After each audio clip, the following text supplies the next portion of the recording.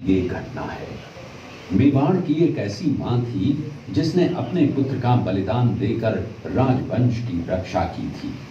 उस मां का नाम पन्नाधाय था। पन्नाधाय जो एक राजकुमार की धाई मां थी।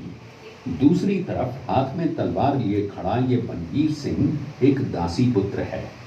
ये कुंवर उदय सिंह की हत्या करके मेवाड़ की राजगद्दी प्राप्त करना चाहता था।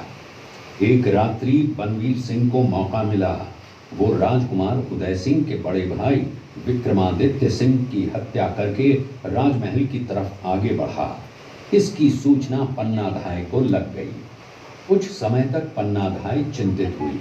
तभी पन्नाधाय ने अपने पुत्र चंदन को राजसी कपड़े पहनाकर पलंग पर सुला दिया और उदय सिंह को एक टोकरी के अंदर छिपाकर पत्तों से ढक के बाहर निकालकर गुप्त रास्ते से कुंभलगढ़ भेज दिया। बनवीर सिंह जब तलवार लेकर राजकक्ष में आया तो उसने पन्नाधाय से